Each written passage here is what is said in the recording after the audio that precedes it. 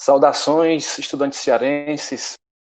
Eu sou o professor Samuel e vamos ter uma aula de História do Brasil. Trouxe aqui uns slides para vocês sobre a nossa temática, sobre História do Brasil. Nós temos o título sobre a Primeira República do Brasil. Eu fiz um recorte temporal porque, se fosse falar de toda a República Oligárquica, não daria tempo, né? O tempo é curto. Mas esse recorte aí, a gente vai falar sobre. Eu coloquei algumas palavras-chave que vão ser justamente o norte aí da nossa aula. Primeiramente, a gente vai falar sobre o surgimento da República do Brasil, que foi através de um golpe, e a gente vai trabalhar os conceitos de golpe e revolução, perceber que foi um golpe, tá bom? Falar também a primeira parte da República Oligárquica, né, chamada que foi a primeira parte, a primeira fase, a República da Espada, a República dos Marechais, e falar também da Constituição, a primeira da República e a segunda do Brasil, de 1891. Já falar alguns pontos, principais pontos que vocês devem saber para ir bem no Enem, porque esse conteúdo, pessoal, esse assunto é bem recorrente no Enem. Eu trouxe também questões que já caíram no Enem, duas questões que a gente vai trabalhar. E, claro, falar dessa transição do período da República da Espada para a República Oligárquica, o primeiro presidente que a gente vai falar aqui, alguns pontos sobre ele, que foi o Prudente de Moraes, e destacar principalmente a Guerra de Canudos, a resistência ao domínio oligárquico, né, a resistência, de certa forma, ao coronelismo na região da Bahia, tá bom? Então, vamos prestar atenção, esse conteúdo é muito importante. E vamos aí para o primeiro slide. Antes da gente falar sobre o Marechal, sobre a proclamação da República, a gente tem que entender um contexto, o contexto de mudança, né, do regime político brasileiro no final do século XIX. O Brasil era uma monarquia e vira uma república, tá bom? E o antecedente da república foi justamente a crise do Império. E aí nós temos 4 fatores que eu vou falar aqui brevemente para não se estender muito. São 4 fatores importantes que levaram ao declínio da monarquia brasileira. O primeiro fator, a primeira questão, foi a questão religiosa. Houve uma briga, um cisma entre o Dom Pedro II, na época, acho que 1870, com a Igreja Católica. Aí nós temos a figura do Papa Pio IX. A Igreja proibiu de maçons se tornarem membros, de estarem no quadro da Igreja Católica, e o próprio Dom Pedro II era maçom. Outra questão também é a questão militar. Nós temos aí a Guerra do Paraguai, na década de 60, em 1864 a 1870. E depois dessa guerra, o exército, né, que foi importante, né, nessa guerra, e foi através do exército que o Brasil conseguiu vencer, aliado também com a Argentina e o Uruguai. Mas o exército, depois da guerra, ficou sem prestígio. Não teve o prestígio que eles pensavam que iam ter, ganhavam poucos salários, e com isso, a maioria dos militares passaram a se tornar republicanos. E aí vem outra questão, que é o republicanismo. Em 1870, foi criado o Partido Republicano, de oposição à monarquia ainda. E nós temos o positivismo também, que a gente vai falar dele quando falar sobre a escolha dos símbolos da República, que foi importante, essa corrente filosófica do positivismo para a construção da nossa República, a primeira República do Brasil. Tá bom?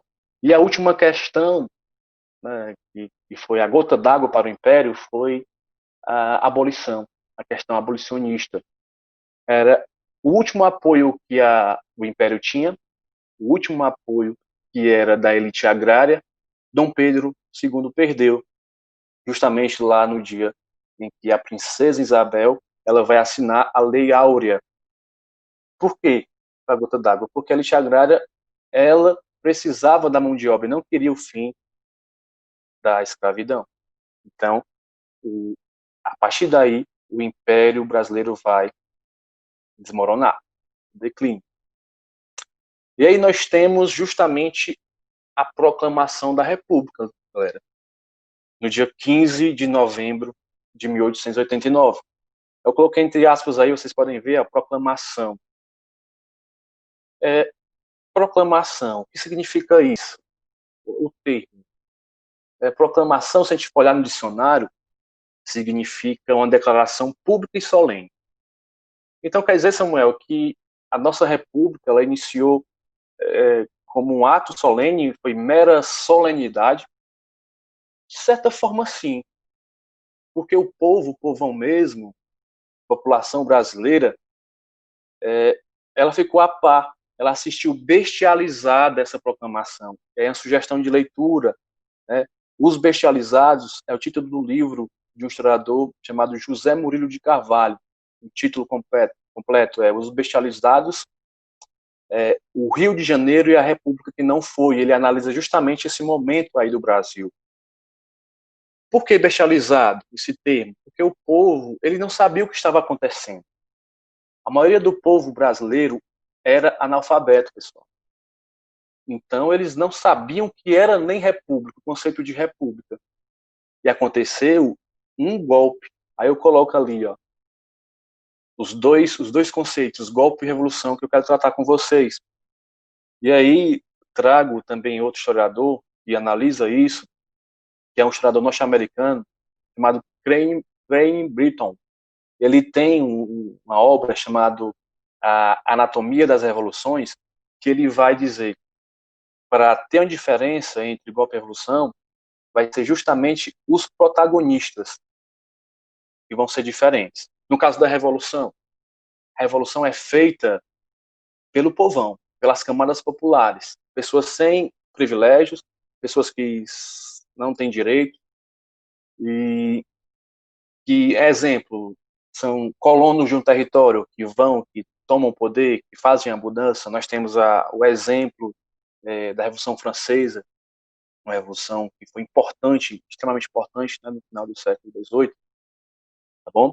Então, a revolução é feita pelo povão, vamos dizer assim, resumindo. E o golpe? O golpe é feito por pessoas, por grupos que estão dentro do Estado, que fazem parte do poder, né? São geralmente comandantes militares, são dirigentes políticos, dirigentes econômicos, que têm posições de poder. Então, eles tentam manter o status quo. Não há uma mudança profunda. Beleza? Então, há essa diferença entre golpe e revolução. Só porque o golpe, esse conceito golpe, ele tem uma conotação negativa. Então, foi colocado proclamação para ficar um ato mais solene. E foi colocado de lado o golpe. Beleza? Então, aconteceu um golpe, a proclamação da República do Brasil.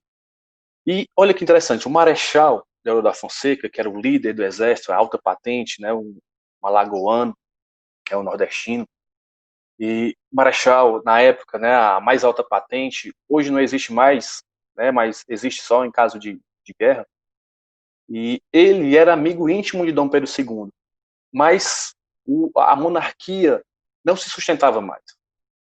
Então, houve aí uma pressão para o Marechal liderar essa mudança pelos militares.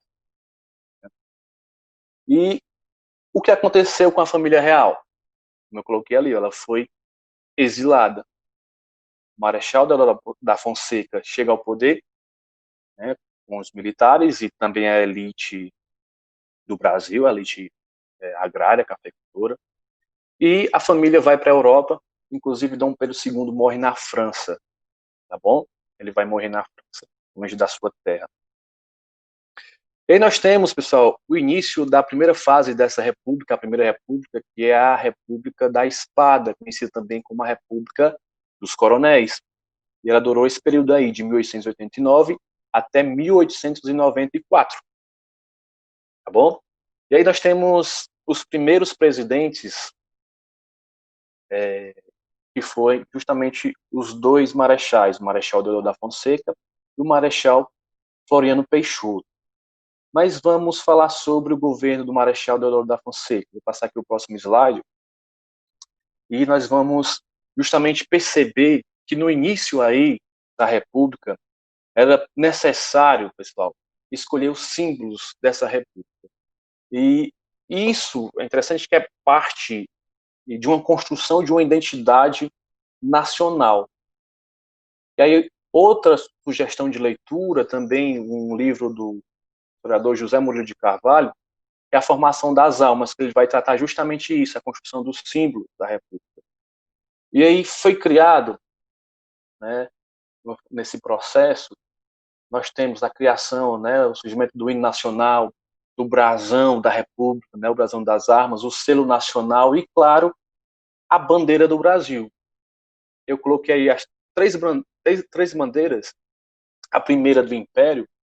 Vocês podem ver que a nossa bandeira atual tem influência dessa bandeira imperial, né? A gente pode ver aí o losango amarelo e também o verde. E aí eu vou desconstruir aqui uma imagem que vocês têm lá do fundamental, tá bom? Que eu aprendi assim lá no fundamental, mas depois de estudar a história mais profundamente, eu percebi que não era bem assim. E essas cores, pessoal, o verde e amarelo, elas surgiram justamente de brasões de duas famílias importantes aí na história do Brasil e da Europa. No caso, a cor verde é do brasão da família Bragança, a família de Dom Pedro I, Dom Pedro II. E o amarelo, ouro, é do brasão da família de Habsburgo, família de Dona Leopoldina, a mulher de Dom Pedro I. Então, a bandeira nossa do Brasil tem essa influência das cores por conta do Império, por conta dessas duas famílias reais. Tá bom? Então, quando surge a República, eles vão escolher outra bandeira. A primeira aí, ó, coloquei no meio, né, a primeira bandeira dos Estados Unidos do Brasil. E olha aí, o nome do Brasil era esse mesmo no início, foi escolhido esse nome, Estados Unidos do Brasil. E ficou assim até 1967, no regime militar que foi mudado para República Federativa do Brasil. E essa bandeira aí do meio, né, parecida com a dos Estados Unidos, só com verde e amarelo, ela durou poucos dias, pessoal. Por quê? Porque o Marechal Deodoro não gostou. Ele não gostou dessa bandeira e vai fazer outra. Vai mandar fazer outra. E aí tem a figura de outro militar chamado Benjamin Constant, que ele era positivista, né? É por isso que nós temos, né, o que foi que aconteceu na bandeira. Vai utilizar, né, a influência da bandeira imperial, mas vai tirar o brasão da família imperial e coloca o círculo azul e a faixa branca com as palavras ordem e progresso. E essas palavras são justamente o lema positivista. Né? Positivismo é uma corrente filosófica que se baseava na ciência, que o mundo tinha que se focar na ciência para chegar numa evolução, num progresso. E o lema era o amor como princípio, a ordem como base e o progresso como fim, como meta. Por isso que nós temos aí, ó, o nome, esse ordem e progresso na nossa bandeira. A influência do positivismo no exército brasileiro, nos militares, que estavam no poder nesse período. Tá bom? Então, nós temos aí a construção aí dos símbolos, nós temos a bandeira, vamos ter o hino nacional, o brasão da República, o selo nacional, mas o Brasil passava por um problema econômico. Vou passar outro slide aqui para vocês, falar sobre isso. A economia brasileira desde o Império não estava bem, só estava deficiente. Uma economia que era baseada na agroexportação. Ela era boa só para a elite, para a cafeicultura, mas o Brasil não tinha um celeiro industrial. O Brasil ele tinha que iniciar sua industrialização, era necessário para o país iniciar essa industrialização. Mas só porque não tinha dinheiro, o Brasil não tinha dinheiro para isso. E aí que vai entrar a figura de um cara importante, um diplomata, né, de um político, de um escritor, que foi Rui Barbosa, né, e o encilhamento, o seu projeto econômico. Encilhamento, o que significa essa palavra? Vem de silar, de selar o cavalo. Eles queriam domar a economia, tá bom? Então, ele foi, o Rui Barbosa, o mentor intelectual do encilhamento. E a principal característica desse projeto foi o aumento da emissão do papel moeda em circulação, ou seja, o ministro Rui Barbosa colocou uma quantidade maior de dinheiro para circular no mercado, mas o problema aí, não existia o lastro para a emissão de mais dinheiro. O que seria o lastro, pessoal? O lastro é o que garante o real valor da moeda. Então, se emitir moeda sem lastro, causa problemas. E o lastro brasileiro, na época, era garantido pelo padrão ouro, ou seja, o valor da moeda dependia, né, do estoque de ouro que o Brasil possuía. Mas o Brasil não tinha tanto, assim. E o objetivo do vencilhamento é justamente facilitar o crédito e estimular a economia no setor industrial. Mas quando foi feito essa abertura, né, de crédito, aconteceu um problema. Houve consequências aí. Surgiram, né, a falta da fiscalização e controle desses empréstimos fez com que surgissem várias empresas fantasmas. E isso provocou uma desorganização da economia e também, claro, né, falências, a desvalorização da moeda e, claro, aumentando a dívida externa. Então, esse encilhamento ele não deu certo, tá bom? O encilhamento não deu certo. E dessa maneira, né, esse problema da economia tinha também outro problema político. Eu vou passar aqui outro slide, né, o próximo slide, que é justamente a pressão que o Deodoro sofria para os dois lados. Uma pressão que vinha da oligarquia agrária, que tinha, apesar da força econômica, queria participar de forma efetiva do poder, e do outro lado vinha dos liberais. Os liberais que queriam menos centralização do poder por parte do Deodoro da Fonseca. Tá bom? E o que vai acontecer? O Deodoro vai ceder essa pressão, vai ceder, ele vai permitir uma criação de uma Assembleia Constituinte para produzir a primeira Constituição da República, que era exigida também por esses grupos. A primeira da República e a segunda do Brasil, porque a primeira do Brasil foi lá com Dom Pedro I, lá em 1824, tá bom? Então, essa Constituição aí, ela vai ser feita em 1891, ela vai ficar pronta em fevereiro de 1891. Eu coloquei o primeiro ponto ali, ó. É muito importante a gente entender essa Constituição, que caiu já no Enem, eu vou mostrar já uma questão sobre ela e outra Constituição também. E é importante a gente saber os principais pontos dela.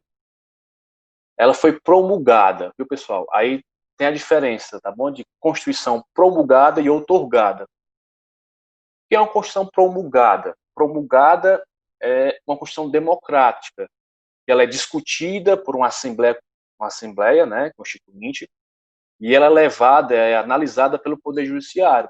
O Poder Judiciário vai analisar aquelas leis que é colocada nessa Constituição. E ela é assinada pelo Executivo, então ela passa pelos 3 poderes, tá bom? Legislativo, Judiciário e Executivo. São os 3 poderes dessa Constituição, beleza? E a outorgada? A outorgada é a Constituição imposta, quando alguém, um governante, impõe a Constituição.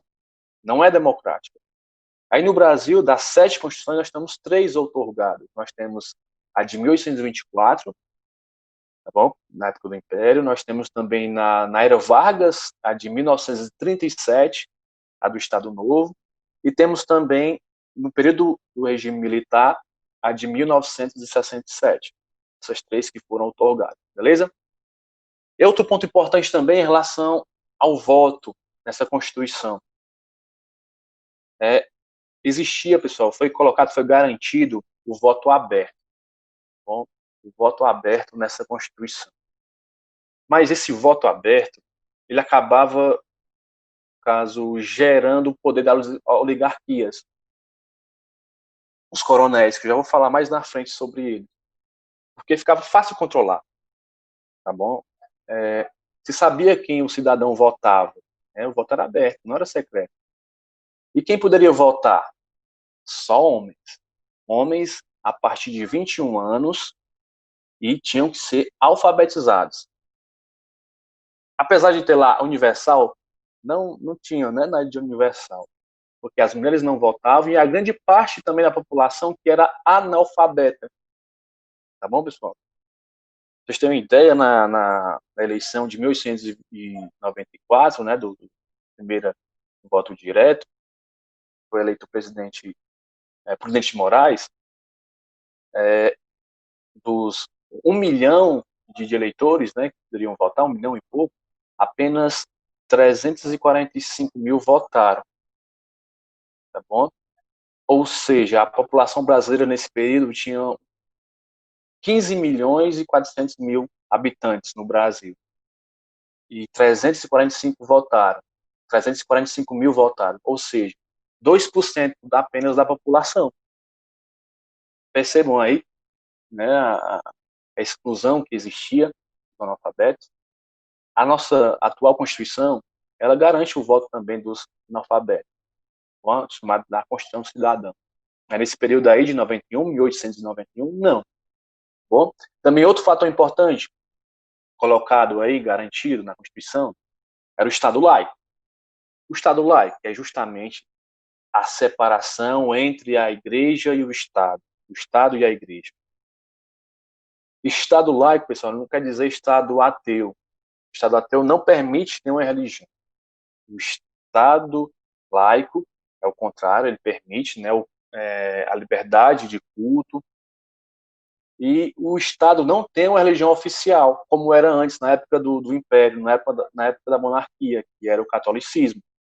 E também com o Estado laico foi justamente construído, né, criado o casamento civil, porque antes só havia o casamento religioso na igreja. Isso vai ser crítica, né, dos religiosos brasileiros, inclusive o Antônio Conselheiro, que a gente vai falar mais na frente, também criticava isso, né, da guerra de tudo.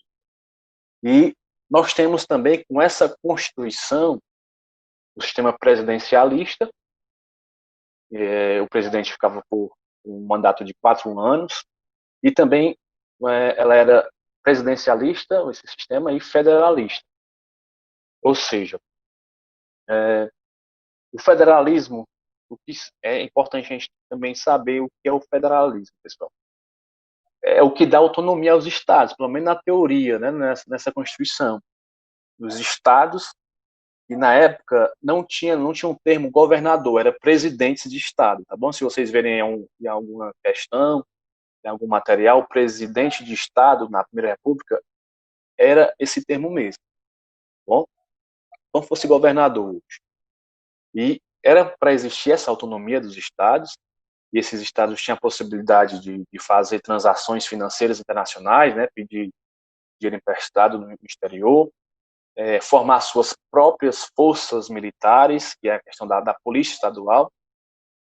À toa que cada polícia, né, a gente percebe hoje, nós temos uma república federalista, cada estado tem a sua polícia, com o seu brasão próprio, com a sua farda própria, tá bom? Isso é garantido pelo federalismo. E também, com o federalismo, nós temos os sistemas próprios de justiça estaduais, que são os tribunais de justiça estaduais, tá bom? Com essa Constituição. Beleza.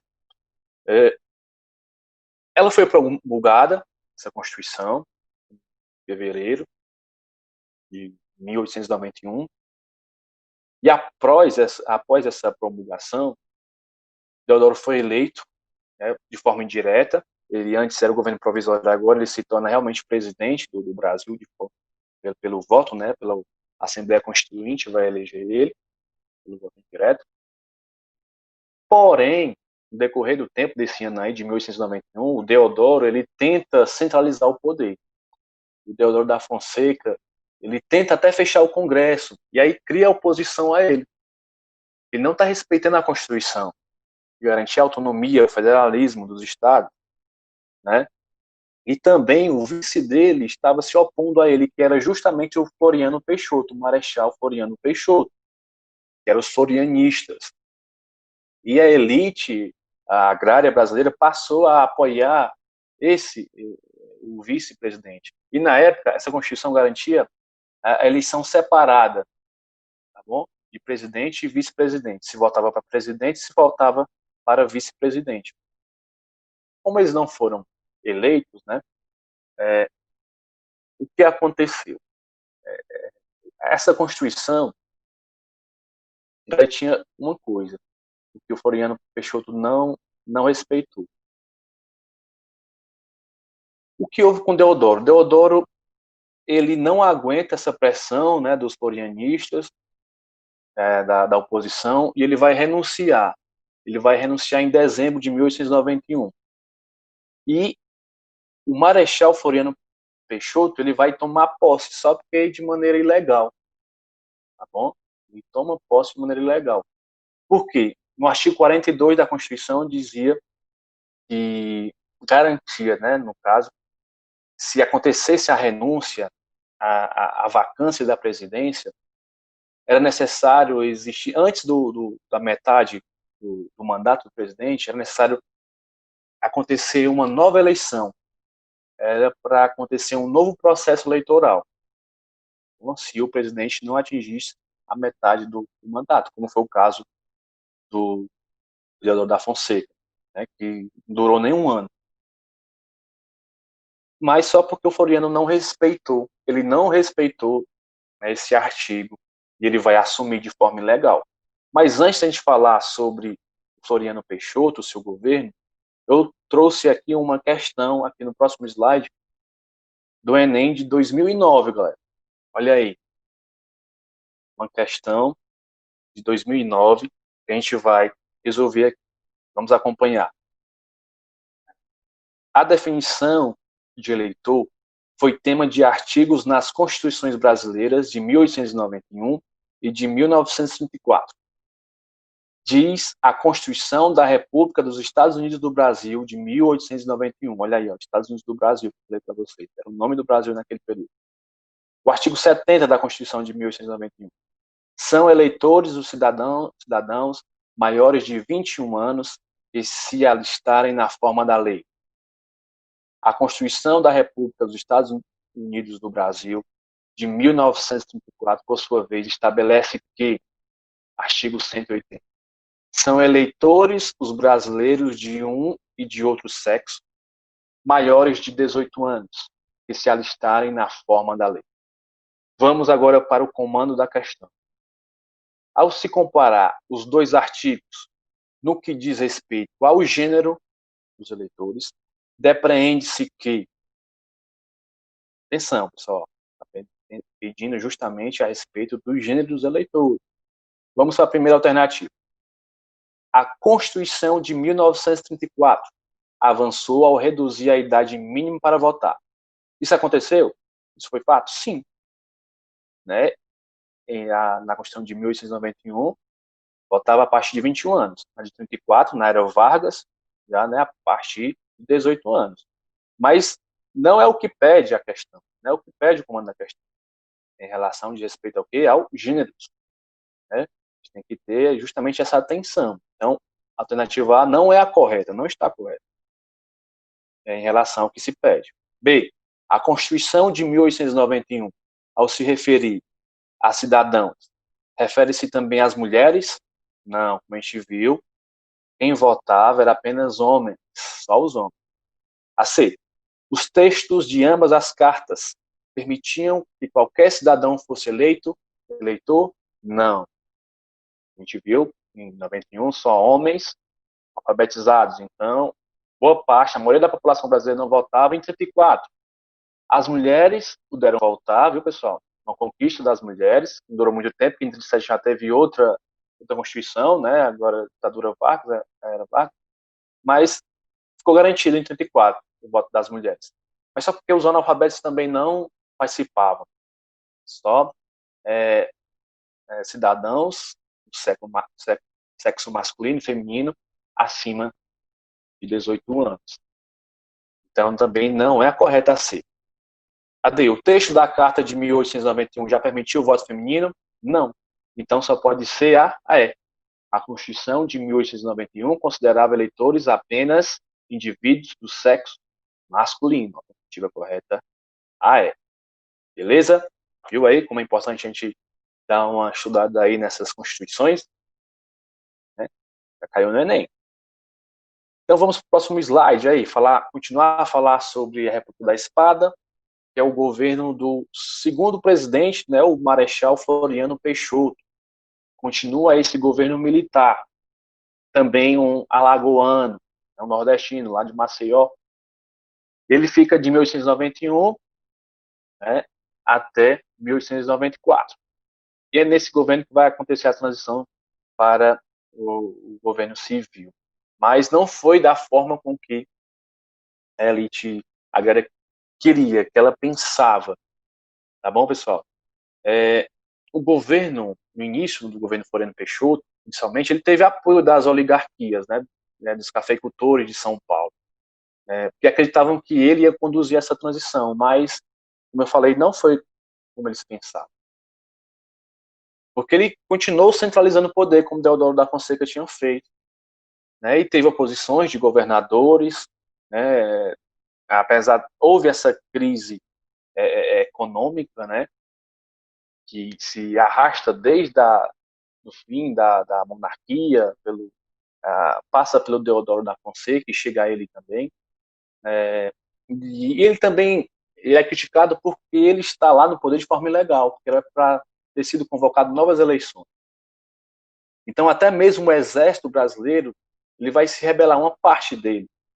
Alguns militares, 13 generais, eles vão fazer um manifesto desses 3 generais contra o Floriano Peixoto, né, querendo que ele saísse, convocasse novas eleições. E o Floriano vai reprimir, vai prender esses generais, tá bom? E além dessa posição política dos governadores, desses militares, né, generais, houve também revoltas mais incisivas, mais fortes contra ele. Aí nós temos aí 2 foram resistentes a esse governo. Foi a segunda revolta da Armada. A primeira foi com Deodoro, mas essa daqui teve destaque maior. Ela foi maior. Ela vai iniciar, pessoal, no Rio de Janeiro, em Niterói, né, onde era lá, né, a sede da Marinha, onde saem os oficiais da Marinha e contestando, né, a ilegalidade do governo Floriano Peixoto, criticando a centralização do governo dele. E também a Marinha brasileira, ela exigia melhores condições de trabalho, melhores salários, né? E, claro, ela lutava pela abertura de um novo processo eleitoral, abertura de eleições. Eles começam essa revolta no Rio e vão na frota, né, até Santa Catarina. E chegam lá, né, numa cidade chamada Desterro, na época.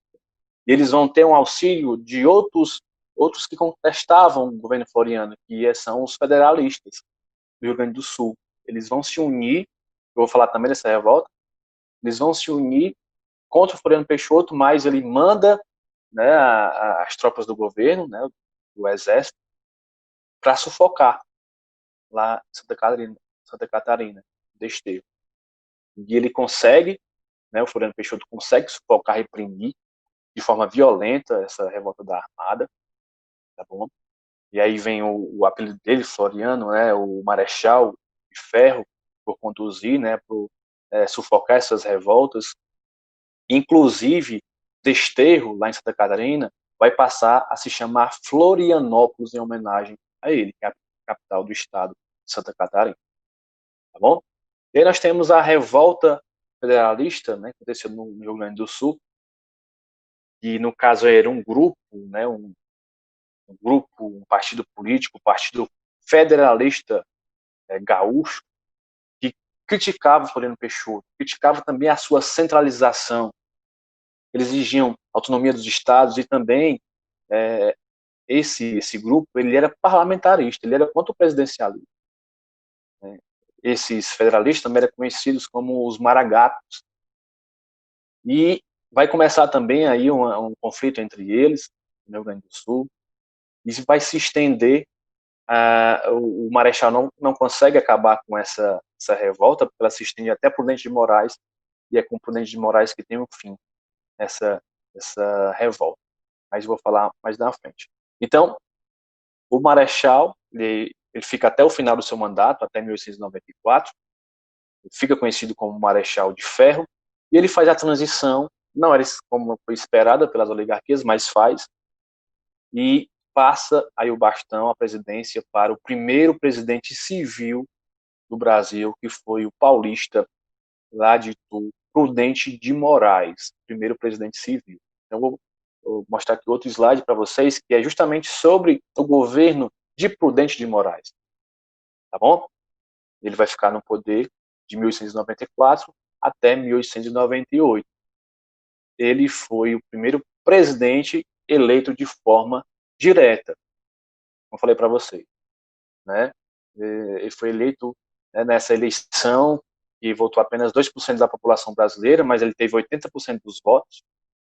Né? Aí existe aquele jogo político fraudulento, né, que já inicia-se aí a questão, né, do coronelismo, né? E houve também aí justamente o fim dessa crise com os federalistas, a crise política com os gaúchos. Ele vai fazer um acordo de paz, vai prometer maior autonomia aos estados, o que a revolta federalista pedia, exigia no Rio Grande do Sul. E como eu falei, ele vai dar início aí a essa república oligárquica, vai lançar as bases, né, do domínio das oligarquias, principalmente de São Paulo e depois de Minas Gerais. Eu não vou falar muito aqui, né, porque vai se estender demais. Ele lança as bases e vai ser consolidado com o governo de Campos Salles, que é o próximo presidente que vai vir, né, após Prudente de Moraes. Mas não vou adentrar aqui. E também no governo dele que acontece a Guerra de Canudos, uma forma de resistir ao domínio também oligárquico, de certa forma, lá na Bahia. Mas antes de falar de Canudos, galera, de Antônio Conselheiro, vamos falar sobre o coronelismo, né? Falar sobre esses conceitos. Próximo slide aqui, que é justamente, já disse que começa a República Oligárquica com o Prudente de Moraes, que ela se estende até 1830, mas eu não vou me aprofundar muito nessa parte. Aí nós temos o conceito de oligarquia. Oligarquia é aquele governo em que poucos ficam no poder. É esse conceito, né? Ficam no poder aí por um tempo, revezando, mas são os mesmos, né, que dominam, que pertencem, né, a um partido, classe ou família. E no Ceará, nesse período, né, começa a República, a Primeira República, nós temos a figura da oligarquia Ascioli, Nogueira Ascioli, que ele vai dominar por bom tempo a política cearense, né, até 1912. Como vocês perceberem como isso estava em todos os estados, tá bom? E coronelismo, essa prática aí, essa prática política social própria do meio rural, né, do interior, das cidades interiorianas, do Nordeste principalmente, Nordeste brasileiro. Como eu falei para vocês, como eu expus, né, a Constituição de 1891 coloca o voto aberto, o que vai gerar justamente essa força dos coronéis de controlar o voto das pessoas que estavam sob a sua influência, que estavam na sua região, que estavam nas suas terras. Então, os sertanejos que ficavam, né, ali nas terras dos coronéis, eles eram, vamos dizer, forçados a votar no candidato coronel. Isso era o voto de cabresto. E coronel, quem era esse coronel? O coronelismo, pessoal, vem da Guarda Nacional, que foi criada lá na época do período regencial ainda, 1831, com o regente, né, o Diogo Feijó, que vai criar a Guarda Nacional, porque o exército não era tão forte assim, ele vai delegar justamente para esses grandes latifundiários do interior do Brasil, para ter essa segurança, criar uma força armada, né, a força de jagunços, e a patente maior era de coronel, e tinha que ser comprada, e só comprava quem tinha poder, quem era rico. Então, o Brasil, naquele período, né, até o início da Primeira República, né, no século XX, o Brasil era um país agrário, e a elite era agrária, estava também no interior, vamos dizer assim, dependia da terra, e eram os coronéis. Bom, então, o voto de cabresto, nós temos esse conceito, né, que é levar o eleitor a votar no seu candidato por meio da força ou até mesmo da troca de favores, porque existia também o paternalismo nesse coronelismo. As pessoas que estavam sob a influência do coronel, elas tinham assistência dele, assistência como roupas, né, sapatos, remédios, para levar ao hospital, para ajudar no casamento, até também no enterro. Esses sertanejos eram muito pobres, né? Esse povo do Brasil era muito pobre nesse período. De certa forma, o Brasil ainda tem essa desigualdade muito grande, mas imagina naquela época, ainda era maior, né? De certa maneira. E foi justamente nessa, esse contexto que surge justamente o domínio dos coronéis, o curral eleitoral, que é chamado domínio dos coronéis. E aí nós temos uma permanência desse período da Primeira República, que é o clientelismo, né, galera? Que a gente consegue ver, infelizmente, nas prefeituras, né, em época de eleição, esse clientelismo. Que é o que clientelismo? É dar emprego, distribuir emprego em troca do voto, prometer um emprego na prefeitura em troca do voto. Isso é uma permanência, porque a história é feita de rupturas, né, de transformações, de mudanças, mas também de permanências, infelizmente. A sua Constituição, nossa República, ela inicia de forma corrupta, a gente consegue perceber isso, tá bom? Então, isso acontecia no Brasil nesse período, vai começar ainda mais forte com Campos Salles, mas inicia também com Prudente de Moraes. E nós temos a resistência a isso, nós temos a resistência ao domínio dos coronéis, que foi uma revolta, a Guerra de Canudos. Foi uma guerra. Vamos aqui para o próximo slide, que mostra justamente os principais pontos das causas e depois as consequências desse conflito. E a Guerra de Canudos, nós temos justamente aí um período de um ano que aconteceu, onde? Na Bahia, interior baiano. E para falar de Canudos, nós temos que falar do líder do Arraial, que foi Antônio Conselheiro, pessoal. Antônio Conselheiro, um cearense. O nome dele era Antônio Vicente Mendes Maciel, natural lá de Quixeramobim. É muito interessante a história desse cara.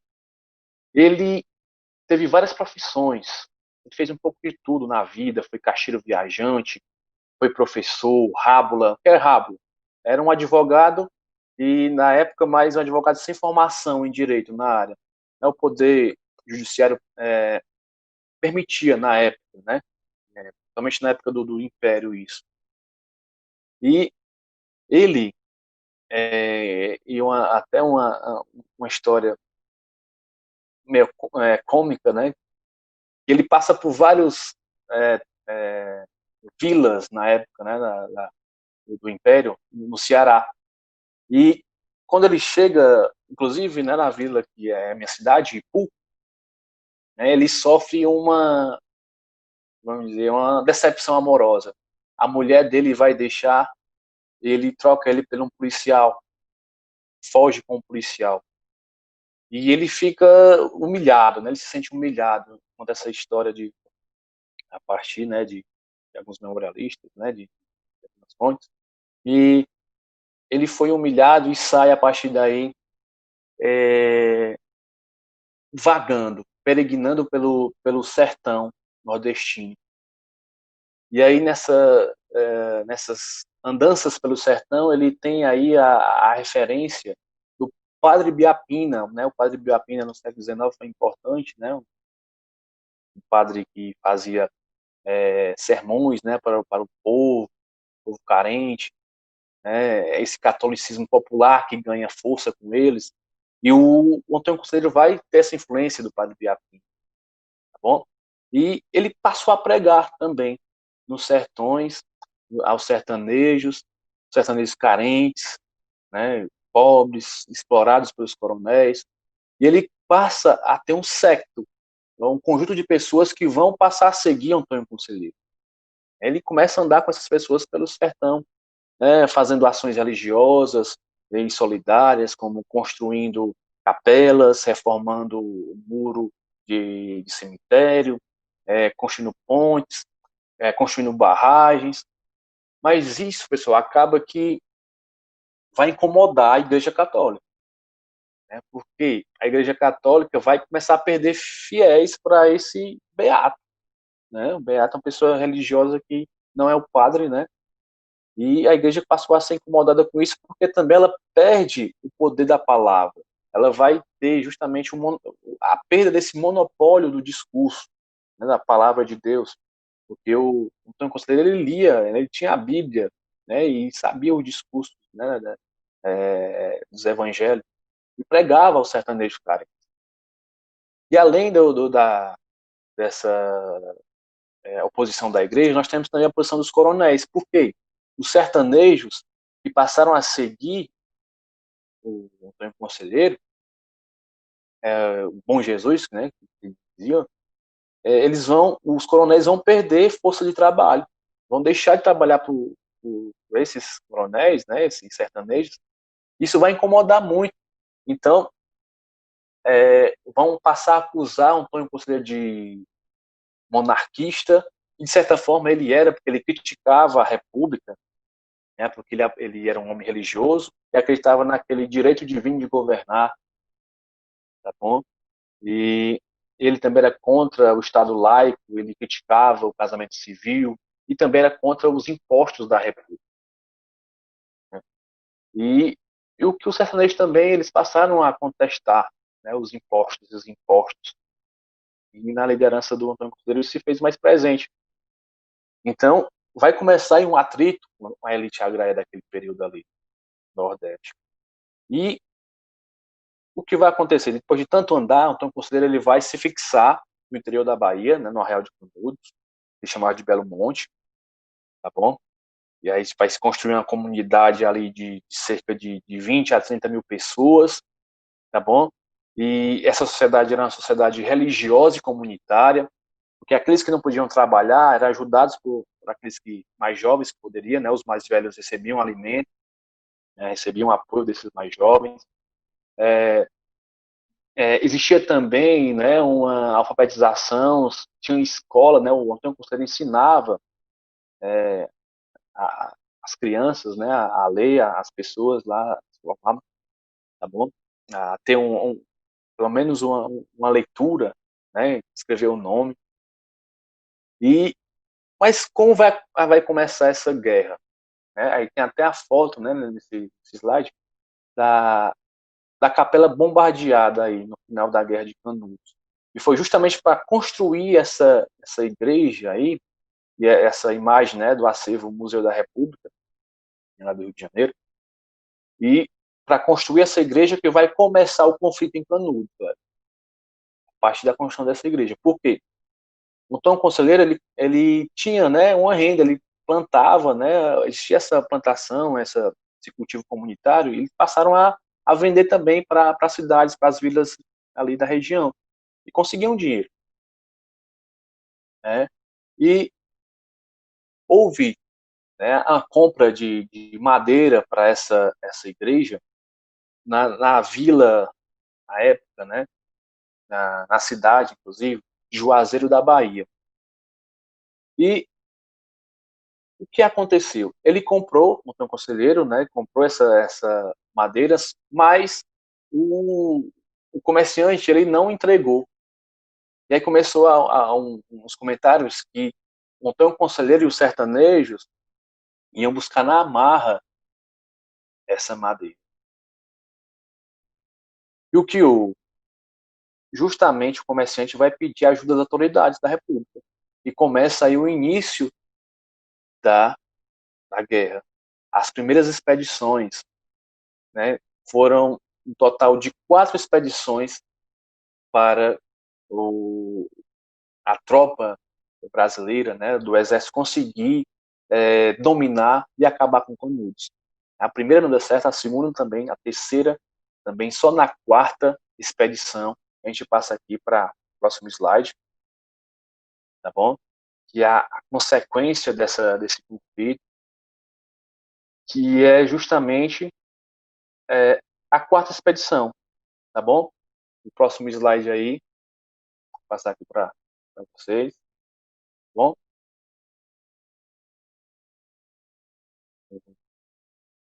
Aí, a quarta expedição, né, que teve êxodo, o general Arthur Oscar Guimarães. Mas o Arraial resistiu, pessoal, ele resistiu. Esse conflito durou um ano, né? Houve essas batalhas, 4 batalhas intensas, né? E ele resistiu até o dia 5 de outubro de 1897. 5 de outubro de 1897. E aí nós temos uma sugestão de leitura, acho que muitos já leram, são os Sertões, né? Os Sertões de Euclides da Cunha Obra. Esse escritor, na época, acompanhou essa guerra, né? Ele é também um jornalista, ele vai testemunhar justamente esse conflito. E aí diz, né, que no final, mesmo, no último dia de conflito, existiam os últimos defensores de Canudos, né, que eram 4 apenas. Um velho, 2 homens feitos e um menino, né, no qual fugiam raivosos 5.000 soldados, né, à frente deles. E, claro, foram massacrados. A consequência desse conflito foi um massacre de Canudos. Né, de 15 a 25 mil pessoas morreram, né? Não só contando os sertanejos, mas também os soldados do exército, que também eram pobres, tá bom? Aí nós temos outra imagem também, passeio do Museu da República, que mostra as mulheres e crianças que sobreviveram, né, a esse massacre. E a maioria delas foi prostituída, escravizada, que volta a ser explorada, né, pelos coronéis, né? E nós temos também, interessante, nesse combate, depois que o exército vence, né, houve uma promessa para os soldados, né, principalmente do Rio de Janeiro, que era ter um, um terreno, uma casa no centro do Rio de Janeiro, depois que eles viessem da guerra. Mas quando eles chegaram lá, essa promessa não foi cumprida. Então, onde eles iam? Não tinha mais lugar no centro do Rio, eles foram para os morros. E aí surge a favela, a primeira favela, né, no Morro da Providência, lá no Rio de Janeiro. Por que favela? Aí vem justamente do conflito. O conflito é de Canudos. Porque onde eles estavam, né, o exército, no morro, existia muita favela. O que é favela, pessoal? Favela é uma planta originária comum da Caatinga. Bom, então, quando eles chegaram, né, no Rio de Janeiro, não tiveram a promessa cumprida, eles foram para o morro e colocavam, né, o nome do morro de favela, o Morro da Favela, lembrando o sertão da Bahia. E aí fica esse termo, inicia-se aí, né, esse conceito de favela, justamente depois desse conflito aí da Guerra de Canudos.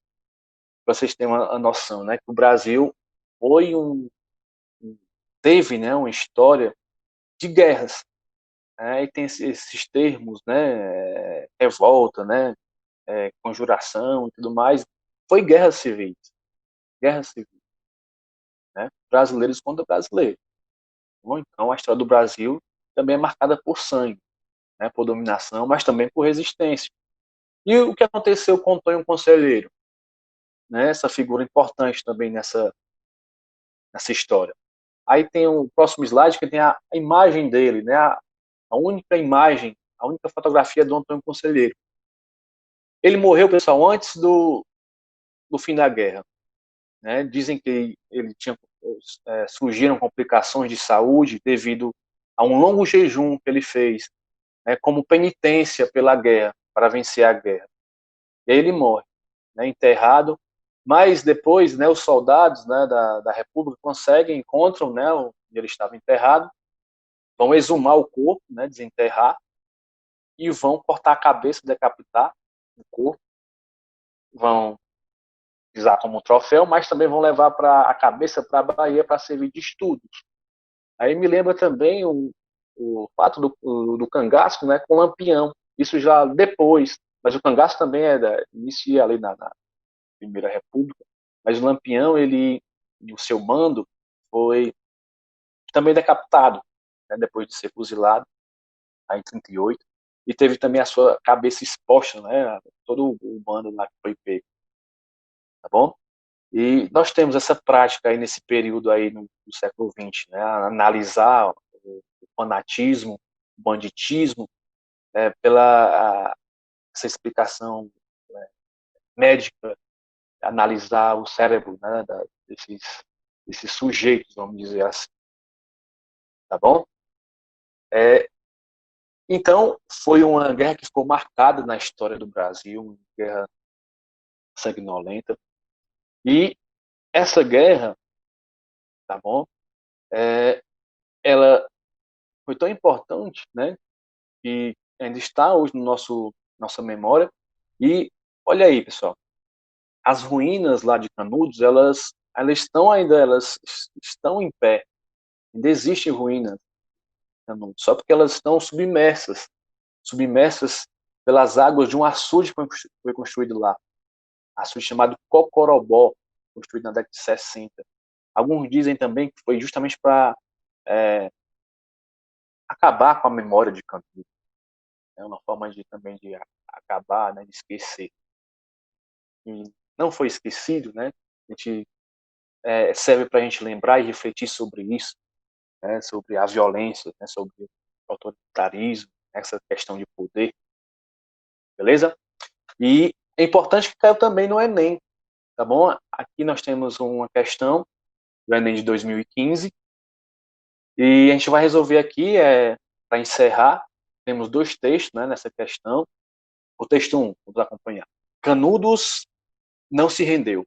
Exemplo único em toda a história. Resistiu até o esgotamento completo. Vencido palmo a palmo, na precisão integral do termo, caiu no dia 5, ao entardecer, quando caíram seus últimos defensores, que todos morreram.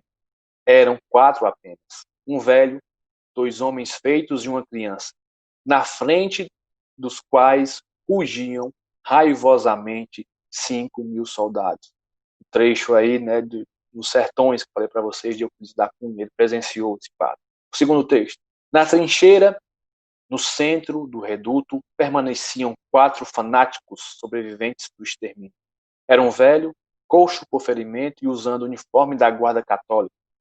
Um rapaz de 16 a 18 anos, um preto alto e magro e um caboclo. Ao serem intimados para deporem as armas, investiram com enorme fúria. Assim, estava terminada de maneira tão trágica a sanguinosa guerra. E o banditismo e o fanatismo traziam acesa por longos meses naquele recanto do território nacional. Esse texto aí, no livro também, A Guerra de Canudos, foi também um relatório, né? Henrique Soares, ele presenciou, ele era um militar, ele estava lá. É a versão dele também. Nós temos duas versões. Mas vamos lá para o comando da questão. Os relatos do último ato da Guerra de Canudos fazem uso de representações que se perpetuariam na memória construída sobre o conflito. Nesse sentido, cada autor caracterizou a atitude do sertanejo. E aí, ó, se a gente for perceber, já para a gente finalizar, já está avançado o tempo, no primeiro texto, ó, logo no início, Canudos não se rendeu. E aí, das opções, a gente pode só esperança na alternativa D? Não, acho que é bravura. E logo aqui no texto 2, nós percebemos aí, ó, os dois termos, banditismo e fanatismo. Isso fica mais próximo, é o quê? Loucura, tá bom? Então, a alternativa correta aí dessa questão vai ser A, bravura e loucura, beleza? Não teve perguntas, né, pessoal? Encerro por aqui.